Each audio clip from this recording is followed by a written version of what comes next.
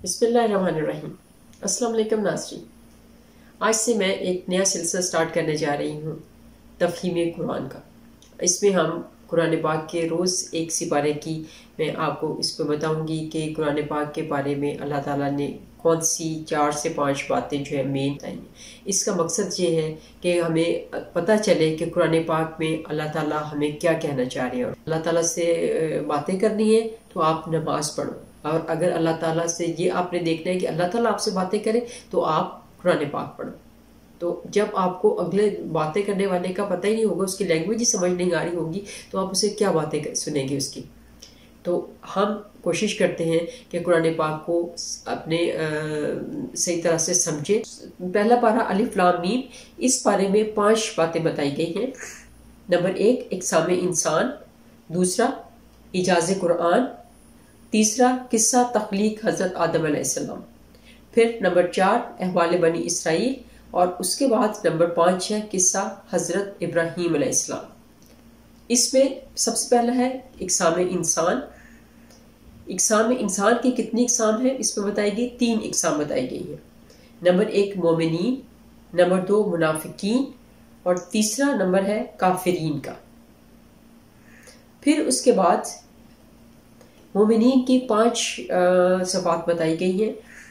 ईमान bill गैब रखने वाले, इकामत सलात करने वाले, नफाक ना करने वाले। नफाक कहते हैं उन मुनाफिकीन को कि मुसलमान जो होता है या मोमिन जो होता है वो मुनाफिक नहीं होता, तो इसलिए इस पर नफाक के बारे में बताया गया है।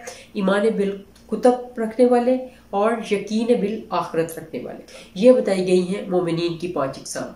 उसके बाद मुनाफिकीन की कुछ खसलतें बताई गई हैं कि वो झूठ बोलते हैं, धोखा करते हैं, अदम शऊर रखते हैं, कल्बी बीमारियां होती हैं उनको, अहकाम इलाही का इस्तेहज़ा करने वाले, फितना फसाद करने वाले, जहालत, जलालत, तज़ब्ज़ब, और कुफ़ार के बारे में बताया गया है कि उनके दिलों और कानों पर मोहर लगी हुई है और आंखों पर पर्दा पड़ा हुआ है।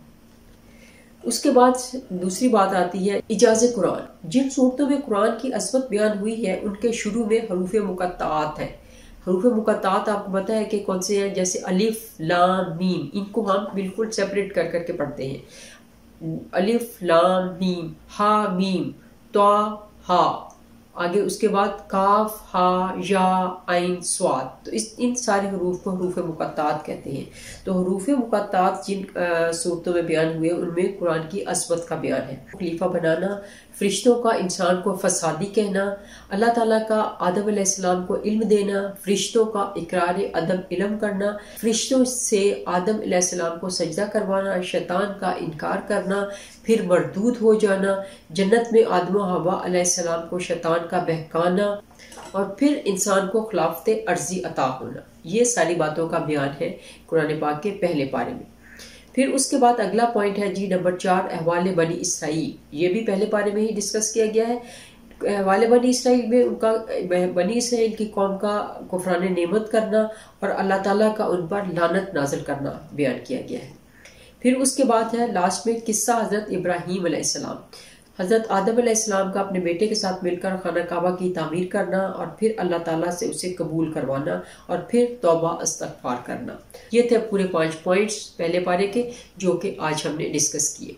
उम्मीद है कि आपको कुछ अंडरस्टैंडिंग मिली हो कि पहले पारे में किन बातों को बयान किया गया है।